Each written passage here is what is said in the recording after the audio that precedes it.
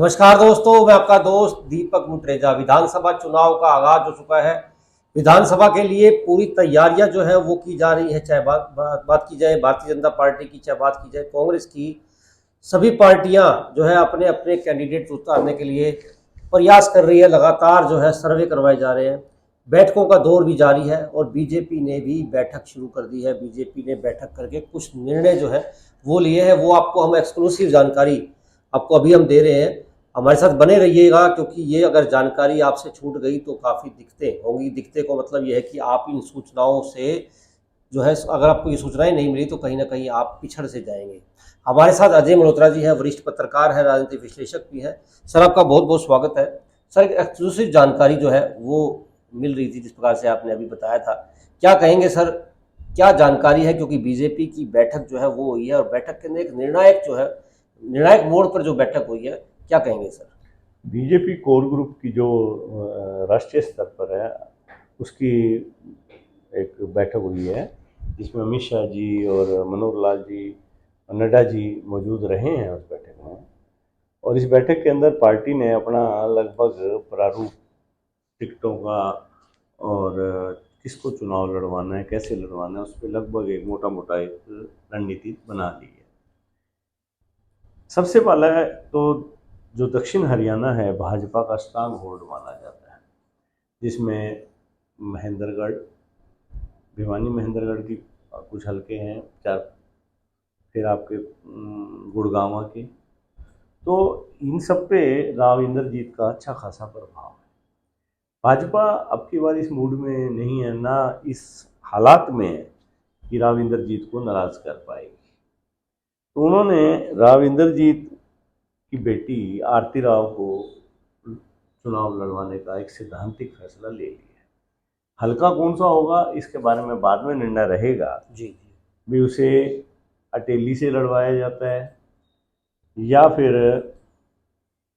बादशाहपुर से, जो कि राव इंद्रजीत की पसंद है। जबकि भाजपा में जो लोग उनको अंदर खाते अड़ंगा लगाना चाहते हैं, वो ये चाहेंगे कि आरती राव रेवाड़ी से खड़ी हो जाए ताकि वो उलझे चुनाव में।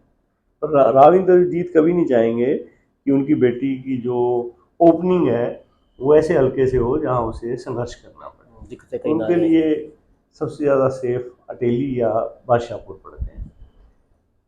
तो साथ ही भाजपा ने ये भी फैसला लिया है कि भाई जो और भी नेता हैं उनके जो परिजन हैं उन्हें भी अगर सुटेबल हैं तो चुनाव लड़वा दिया जाए। फॉर एग्जाम्पल धर्मवीर का जो पुत्र है मोहित, उनको सोना से कहीं ना कहीं मन बनाया। धर्मवीर कोशिश कर रहे हैं, अंदर खाते सूचनाएं मिल रही हैं जो जी जी। वो चाहेंगे कि उनके बेटे को मोहित को सोना से टिकट, क्योंकि सोना से जो ऑलरेडी एमएलए हैं संजय सिंह, उनकी टिकट लगना आपकी बार कटना आपकी बार तय है। तो धर्मवीर सोना से एमएलए रहे हैं तो इसलिए उनका क्लेम भी बनता है भाई मेरा बेटे को यहाँ से पुराना लड़वा हल्का दिया। है हाँ। उनका तरह से। और भाजपा जब परिवार के और जब किरण चौधरी जी को जैसे दे रही है टिकट, तो राविंदर जी को दे रही है, तो उम्मीद है कि धर्मवीर जी को भी उनके बेटे के लिए टिकट मिलेगी। तीसरा, जो कृष्णपाल गुर्जर हैं उनका बेटे भी अब की बार चुनाव लड़ेंगे फरीदाबाद जिले में। तो एक तो ये सैद्धांतिक फैसला पार्टी ने ले लिया है। श्रुति चौधरी के ऊपर भी कुछ सर श्रुति चौधरी को भी कोई संशय नहीं है, लगभग तय है श्रुति चौधरी तो शाम से लड़ेगी। तो एक परिवारवाद की जो बात करते थे, नहीं, वो अब भारतीय जनता पार्टी वो तो तब बात करती थी जब वो बड़ी भारी मजबूत स्थिति में। आज भाजपा की मजबूती नहीं दिखाई दे रही है और भाजपा लगभग अब संघर्ष कर रही है इस वक्त सत्ता में आने के लिए। और जो सर्वे रिपोर्ट्स आ रही हैं वो कहीं भाजपा के लिए हक में नहीं है और ना ही उत्साहवर्धक है भाजपा के लिए। कहीं ना कहीं भाजपा का जो नेतृत्व है इस बात को समझ रहा है भाई अगर हम सिद्धांतों पे अड़े रहेंगे तो अब की बार सत्ता से हाथ धोना पड़ेगा। तो सिद्धांत जो है इस बार तोड़ दिए जाएंगे सारे। हाँ हाँ, सत्ता के लिए सिद्धांत तोड़े जा सकते हैं और भाजपा मेरे को लगता नहीं कि अब की बार बहुत ज़्यादा मजबूत स्थिति में है जैसी 2019 में या 14 में थी। मुकाबला अब की बार कांग्रेस कड़ा मुकाबला दे रही है, जैसे कि आपने लोकसभा में देखा है 5-5 सीटें आई दोनों की। और जहाँ हार जीत भी हुई है, ये 2-3 को छोड़ के मार्जिन में भी भाजपा को बहुत ज़्यादा मार्जिन नहीं मिला। तो कांग्रेस बहुत कड़ी टक्कर दे रही है, तो भाजपा भी फूंक फूंक के कदम रख रही है, कहीं भाई ज़्यादा सिद्धांतों के तले कुछ रह ना जाए। कहाँ कैंडिडेट ही ना बह जाए। दूसरा, भाजपा ने 3 फेज में अपनी टिकटें बांटेंगे। पहला राउंड उनका 25 तारीख को पहली लिस्ट घोषित हो सकती है, जन्माष्टमी से एक दिन पहले या जन्माष्टमी वाले दिन 26 को। उसमें लगभग 22 या 25 कैंडिडेट्स की घोषणा की जाएगी, जो उनको ये लगता होगा हमारी मजबूत सीटें हैं, बट नए कैंडिडेट ला सकते हैं वो उनमें कईयों में, जिसमें आपकी नारनौल की भी सीट हो सकती है, भिवानी की भी सीट हो सकती है, जो मजबूत सीटें भाजपा की मानी जाती हैं। हिसार की सीट है, तो उसमें कैंडिडेट बदले जा सकते हैं आपकी बार, क्योंकि यहाँ नए कैंडिडेट देंगे तो उनको भी ग्राउंड में कुछ समय चाहिए उनको, मतलब कि आप 26 को डिक्लेयर कर देते हो तो उन्हें 35 दिन मिल जाएंगे। जी जी जी। फिर ये जब फर्स्ट राउंड के बाद फिर अगस्त के एंड में सेकंड लिस्ट आएगी, जिसमें पार्टी कई अपने मंत्रियों की टिकट काटेगी और अपने जो सिटिंग एमएलएज हैं उनके भी टिकट काट सकती है, क्योंकि पार्टी ने विनेबिलिटी को ज़्यादा ध्यान दिया है और उनको ये ध्यान में रख रही है कि इनका जो एंटी इनकम्बेंसी है वो कहीं पार्टी पे हावी ना पड़ जाए। मतलब सर्वे जो आधारित जो है किए जा रहे थे कि कहीं ना कहीं क्या लगता है सर्वे के अंदर ये स्थिति बनी है कि कैंडिडेट हारने वाले हैं इसलिए टिकटें बदली जा रही हैं, या कुछ और कारण भी माना जाता है? हाँ, वो सर्वे की रिपोर्ट सब पार्टी हाईकमान के पास पहुंच चुकी है, उसने पूरा होमवर्क कर लिया, 3 से 4 सर्वे करवाए हैं उन्होंने और उनके पास सारा डाटा आ गया है। उसी के तहत ही चुनाव जल्दी डिक्लेयर किए गए हैं। चुनाव डिक्लेयर करने का एक रीज़न भी उनका यही रहा है कि भाई इसमें तुरंत फैसला लिया जाए, और उन्होंने जो प्रारूप तैयार किया पार्टी ने कि जल्दी चुनाव होगा, तो उसके पीछे भी यही रीज़न है, टिकटें जल्दी घोषित करो। और विनेबिलिटी देखी गई है, सर्वे की रिपोर्ट देखी गई है। सेकेंड लिस्ट आएगी 31 अगस्त के आसपास। तीसरी लिस्ट वो लोग लाएंगे आपकी 4 या 5, तो क्योंकि ये माना जा रहा है कि कांग्रेस अपनी लिस्ट 3 या 4 को लाएगी, तो भाजपा जो बिल्कुल ही फंसी हुई सीटें हैं उन पे आखिरी में घोषणा करेगी। वो ये भी देखना चाहिए कि कांग्रेस इन पे किसको उतारती है। तो ये लगभग तय कर लिया पार्टी ने, अपना एक मोटा मोटा प्रारूप तैयार कर लिया। सर, बैठक के अंदर कुलदीप बिश्नोई जी का जिक्र भी जरूर हुआ होगा, क्योंकि जहाँ परिवारवाद की बात आती थी तो इसीलिए कुलदीप बिश्नोई जी को टिकट पिछली बार भी नहीं मिला था, लोकसभा जो इलेक्शन हो गए थे। अब जिस प्रकार से धर्मवीर जी के बेटे को, इंद्रजीत जी की बेटी को, किरण चौधरी जी की बेटी को जब टिकटें दी जा रही हैं, तो कहीं ना कुलदीप बिश्नोई जी को अगर टिकट नहीं मिलेगी तो उनके कार्यकर्ता भी ज़रूर नाराज़ होंगे। नहीं, कुलदीप बिश्नोई जी को उन्होंने पहले ही मान सम्मान देते हुए चुनाव प्रबंधन में उनको एक अहम स्थान दिया है, और उनको कहीं ना कहीं आश्वासन भी दिया होगा, ऐसी बात नहीं है। वही चुनाव के बाद उनको कहीं एडजस्ट कर लिया जाएगा। सेंटर में 100 तरह के चीज़ें होती हैं जहाँ एडजस्ट किया जा सकता है, या भव्य बिश्नोई को मंत्री बना दिया जाएगा, 100 तरह की बातें हैं। क्योंकि भव्य बिश्नोई जी को तो पिछली बार भी मंत्री नहीं बनाया था, जिस प्रकार से कयास लगाया जा रहा कयास अब की बार भाजपा उस मजबूत स्थिति में नहीं है जो पहले थी। अब की बार भाजपा को कई कंप्रोमाइज करने पड़ेंगे, तो वो चीज़ें भाजपा चल रही है इसमें। अगर बात की जाए रणजीत चौटाला जी की, क्योंकि वो भी एक कद्दावर नेता जो है वो है, क्योंकि अगर उनको इग्नोर किया जाएगा तो वो भी तो काफ़ी दिक्कतें जो है वो पैदा कर सकते हैं। देखो, अभी तो उन्होंने मना किया है कि मैं कहीं नहीं जा रहा, मैं भाजपा में ही रहूँगा, लेकिन अगर आप इग्नोर करोगे तो स्वाभाविक है वो कहीं ना कहीं जाएंगे, क्योंकि उनकी टिप्पणियां भी काफ़ी तल्ख जो है वो होने लगी है भाजपा के खिलाफ। अब उनकी नहीं, अब पार्टी के कई नेताओं को ये आभास हो चुका है कि उनकी टिकटें कटेंगी।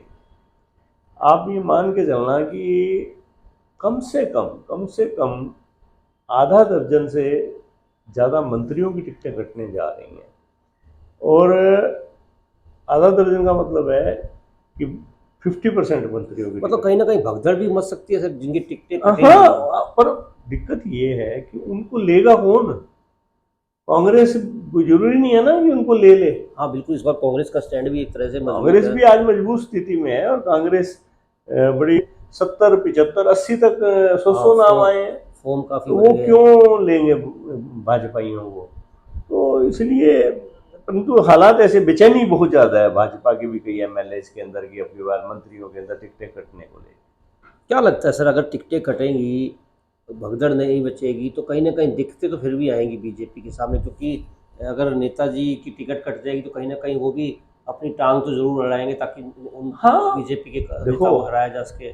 भाजपा के अधिकांश नेता तो ऐसी स्थिति में नहीं है, वो प्योरली पार्टी प्लेटफॉर्म के कारण जीतते हैं भाजपा के जो नेता हैं।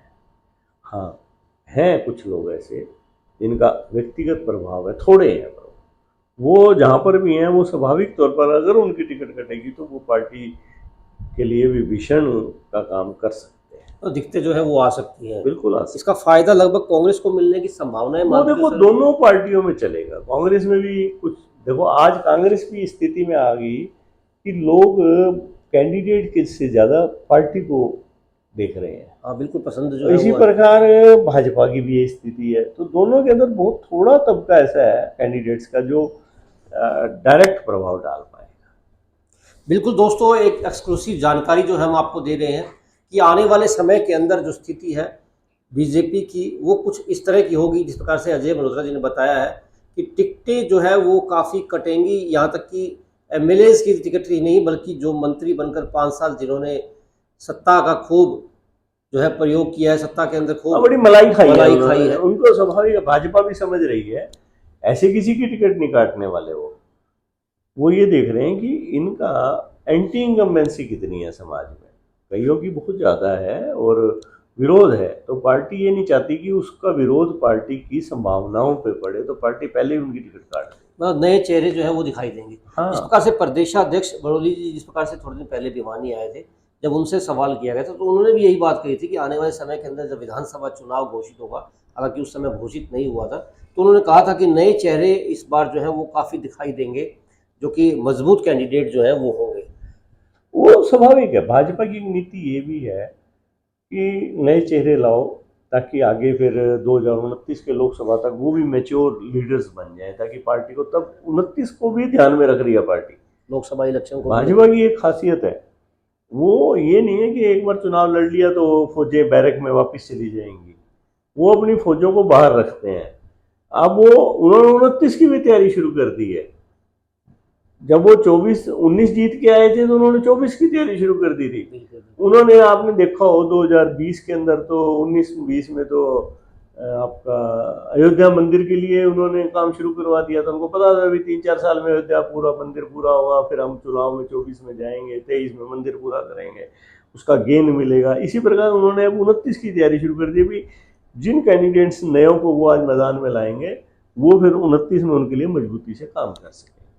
बिल्कुल दोस्तों, जिस प्रकार की जानकारियां मिल रही है कि आने वाले समय के अंदर जब विधानसभा चुनाव की टिकटें घोषित होंगी बीजेपी की, उसके अंदर जो बड़े बड़े नेता हैं, चाहे बात की जाए राव इंद्रजीत जी की, चाहे बात की जाए किरण चौधरी जी की, धर्मवीर जी की, गुज्जर जी की, इन सब के बच्चों को भी टिकटें देने की पूरी पूरी संभावनाएं हैं। जिस प्रकार से बैठक हुई है और बैठक के अंदर लगभग मोहर जो है वो भी लग चुकी है, और अभी जल्द ही इनके टिकटें भी जो है वो घोषित हो जाएंगी ताकि इन्हें प्लेटफार्म मिल जाए और प्लेटफार्म पर अगले काम करने भी शुरू कर दें।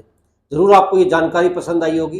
हमारे चैनल को जरूर सब्सक्राइब करें, लाइक करें और शेयर करें। आज के लिए बस इतना ही, कल फिर दोबारा मिलेंगे। नमस्कार।